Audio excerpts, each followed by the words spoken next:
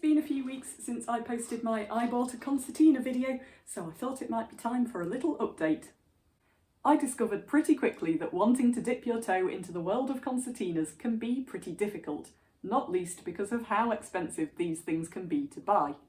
I did quite a lot of research, a lot of reading, I looked on a lot of concertina forums and read a lot of information from experienced players, and it seemed that the only beginners concertinas that are held in any sort of esteem at all start out at around £400. That's a lot of money to spend if you don't know if you're going to like the instrument or not. Now, of course, you've got other options. You could look at a second-hand instrument, which you can probably pick up for less than £100 on eBay, but then you're going to have to spend a lot of money having it serviced, maybe repaired and brought up to a playable standard.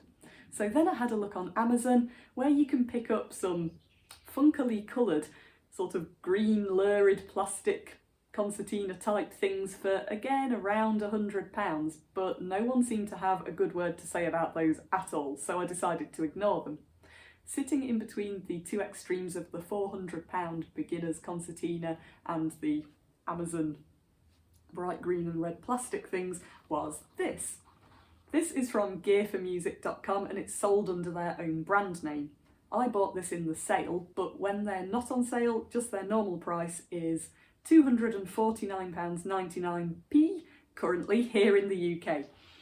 So, in the world of concertinas, £250 seems like too little to spend on a concertina when you get so used to looking at listings for concertinas that cost £800–900. Suddenly £250 seems, well, surely you're not going to get anything any good for that. But then you take a step back out of the world of concertina into the real world and think, well, £250 is a lot of money and I want a decent instrument for that. So after a couple of months, is this a decent instrument or not?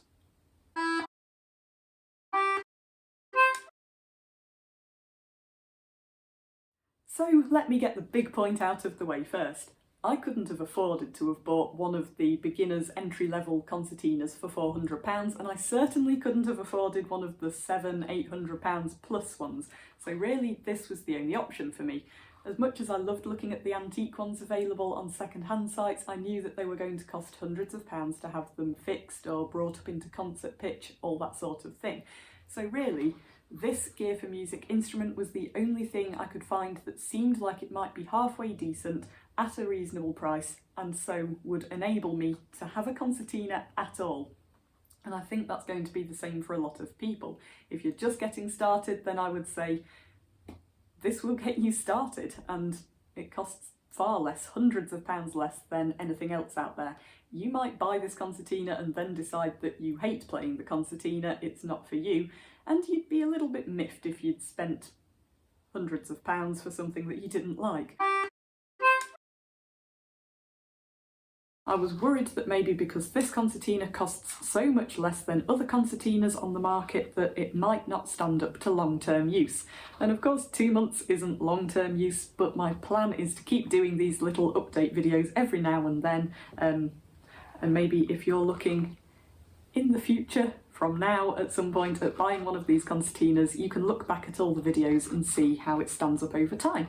Let's have a look at probably my most pressing issue, which is a thing I've only just started to notice over the past few days. I don't know how well I can show this to you, but in a couple of places on the bellows, see here, do you see that little white patch there?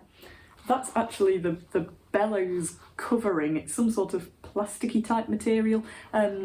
It's the bellows covering somehow chipping off of the bellows, and it's happened in a couple of different locations around the concertina. I don't know how that's happened because I am so careful with this thing. I'm so careful to put it down gently, to hold it gently. I don't knock it, bump it, scrape it. Even when I put it back in its concertina case, I cover the bellows with my hands so that the zip on the case doesn't scrape up the sides. So I can only imagine that that covering is starting to chip off as I'm actually playing, which is a little bit concerning because, of course, bellows need to stay as airtight as possible, and if the airtight coating's coming off, then surely that's going to have consequences further down the line. At the moment, it is only a couple of little pieces of the covering, and maybe I'm wrong, maybe I have managed to knock it or bump it at some point, and it's caused some damage. So I'll keep an eye on that. A positive is the leather straps. Now that might not seem like a big important thing, but the straps have to go through a lot of wear and tear as you're opening and closing the instrument, and they're really your main contact point between the instrument and yourself. They've got to take a lot of strain. I thought that maybe they would stretch out of shape, but they haven't. They still look pretty much brand new, and I find them so comfortable. I'm really, really pleased with the straps. They just mean that you can practice for a long time, and, well, for my hands anyway, they don't cause any stress or strain, so I'm really pleased with those. The bellows I thought would ease up a little bit as I played. The more I played, I thought they would become easier to move in and out. And I think they have. I think they've lost some of their initial creaky stiffness, but I'm starting to feel like they're maybe not going to ease up much more. I don't know how it looks when I play, but it feels like I have to put in a fair amount of effort to move the bellows, which is fine when you're playing a slow song, but as soon as you want to try playing something a little bit faster, and maybe you're doing a lot of in and out, you can't always do it as quickly and as snappily as you might want to.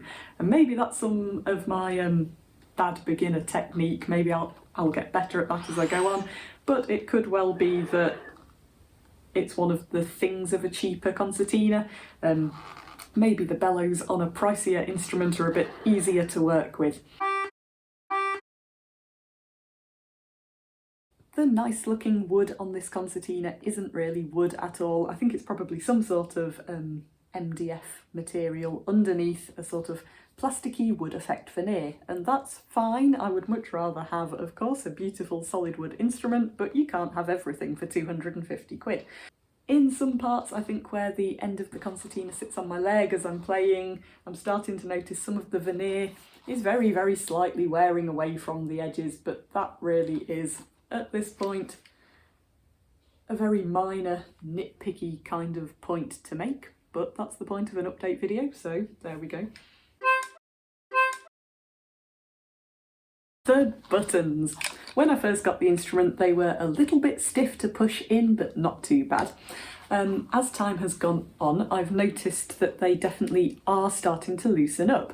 I'm doing most of my practicing at the moment on the middle row, which is the C major row, and the buttons have definitely become a little bit looser. I notice when I switch to practicing on the G major row, which I use far less, the buttons there are noticeably more resistant. The angles have sort of changed to whatever angle my fingers naturally hit the buttons when I'm playing. Now that's good at the moment because it's just more comfortable to play. They're not sort of, I don't know if I can show you, they're not sort of standing up straight anymore. The ones that I hit the most have started moving dependent on however my fingers naturally hit them.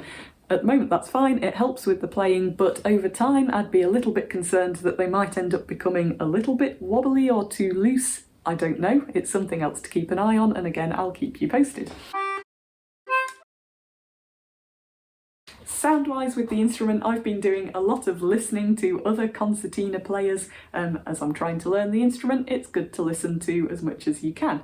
And I would say that even though this instrument costs noticeably less than a lot of other concertinas on the market, it still sounds fine. All concertinas have a different sound, they have their own character and their own voice. This might not necessarily be the most beautiful sound to the trained ears of a long-time concertina player, but for me it's just fine. It's certainly not a harsh sound to listen to, it's not an unpleasant sound, and I can practice for a good hour at a time and not be bugged by the noise, which is good.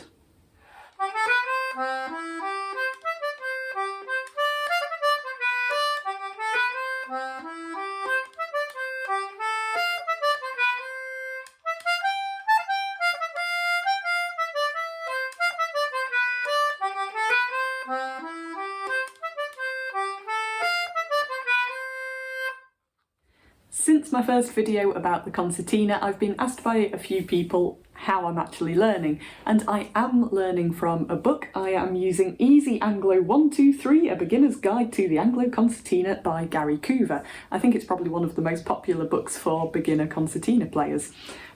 Mine's the ebook version, but it does come as a book as well. There's some really nice tunes in this. There's some introduction to how to read music in there, some basics of how to hold the concertina, and then pretty quickly you're launched into some really nice tunes. There's concertina tab there as well as the sheet music, so if you don't read sheet music you can just learn from the tab, or you can sort of use them both together in tangent to help you learn the concertina. So yes, I would definitely recommend Gary's book.